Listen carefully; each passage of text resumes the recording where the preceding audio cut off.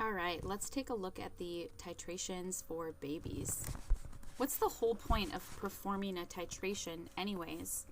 The whole point is to determine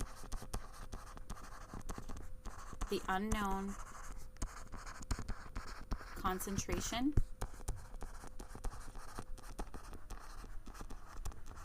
of an acid or a base. So you're solving a mystery. And in order to carry out the actual task of the titration, you need an Erlenmeyer flask. It's good for swirling. Commonly we use phenolphthalein. And we need a burette. Just a reminder, phenolphthalein is clear when it's in an acid, and it turns pink when it's in a base. Clear when it's in an acid or when it's neutral. Let's take a look at some different solutions at the molecular level. Would this be an acid or a base? Well, H is canceling out that OH.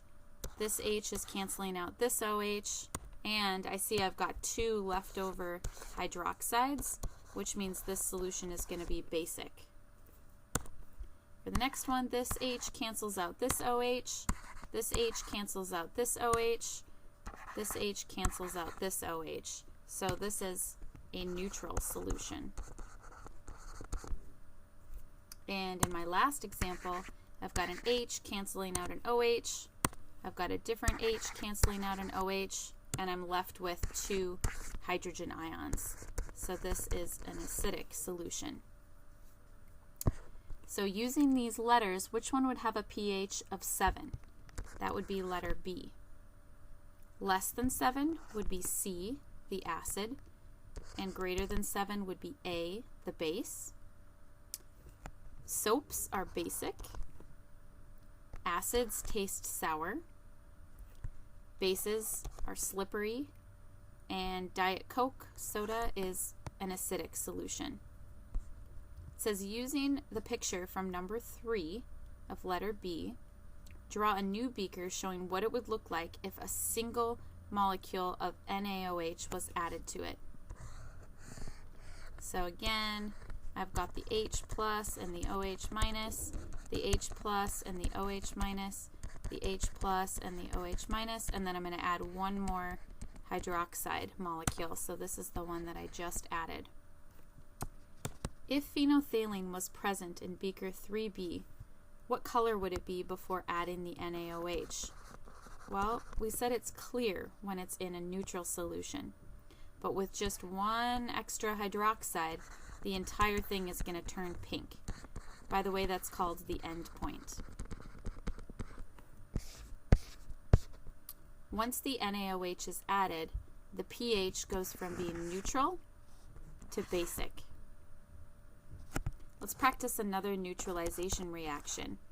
Every single time I see an acid plus a base, I don't even have to think. I know I'm going to make water, and whatever else is left over, I'll crisscross the charges, and that will be a salt. So in this case, lithium and bromide's charges cancel out, so it's just LiBr, and this equation is a 1, 1, 1, 1 balanced equation. It says, imagine this. Imagine stupid Mrs. Baker left out some HBr without a label on it. To save her from getting fired, you decide to secretly stay after school and perform a titration to figure out the concentration of the HBr, label it, and save the day. You needed to add 5,000 milliliters of a 1 molar LiOH solution to 2,500 milliliters of HBr. So even though you might be able to do this in your head, it's a good idea to practice writing out the steps. So step 1, write out the balanced equation. It says yes again below, and write down the numbers underneath. What that means is the amounts that go with each chemical. So it says 2,500 milliliters of HBr it's a good idea to convert these into liters. So I divided by 1,000. I don't know the molarity. And then again, I've got to divide this 5,000 divided by 1,000, 5 liters of the base, and it was a 1 molar solution. Step 2, multiply the liters by the molarity to determine the amount of moles of LiOH that you needed to add. Step 3, use the mole to mole ratio, which is 1 to 1 from the balanced equation, to determine how many moles of HBr must have been present. Well, for every 1 mole of LiOH, you need 1 mole of HBr to neutralize, so this would be 5 moles of HBr. Last step, divide the number of moles of HBr present in the 2,500 milliliters of solution by the number of liters to determine the unknown concentration. So I'm going to take the 5 moles divided by the 2.5 liters, and I get my answer that it was 2 molar HBr. Now it wants you to draw a picture of the whole titration process, step by step. It says 1 hydrogen ion represents 1 mole's worth. So here's my burette, and here's my Erlenmeyer flask underneath. My Erlenmeyer flask had 2,500 milliliters or 2.5 liters, and in it were a mystery amount, but we now know that it was 5 moles of HBr. So there are bromine ions in there too.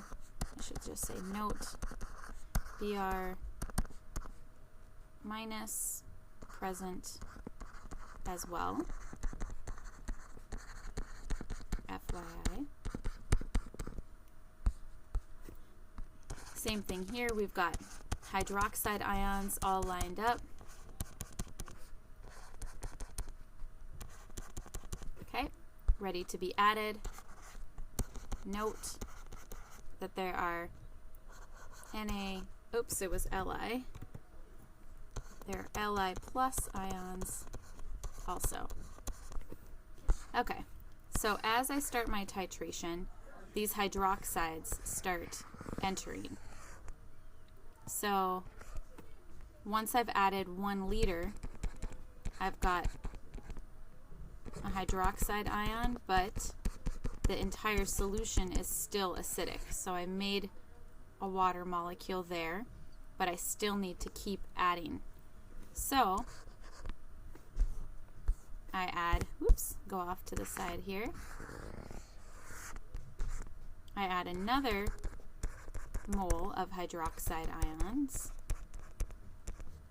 and I still am not quite there yet. I've got 2 water molecules. Add another mole. I can assure you that this is much more fun actually doing the titration, but bear with me. It's becoming more and more closer to neutral. Okay, and then we add another mole. We're almost there. Now all of my ions are paired up except for 1 hydrogen ion. So I again add 1 more mole. And finally, I hit the equivalence point. The number of moles of hydrogen ions is equal to the number of moles of hydroxide ions. This is still clear though, but then I add 1 more. I should have copied and pasted this. I'm just going to say 5 H2Os. You add 1 more hydroxide and turns indicator, which is the phenolphthalein, pink. That's called the end point. So now, based on how much I needed to add, which this one I guess we're assuming that you knew right when it was at the equivalence point. In real life, it's one little drop to get to that pink state.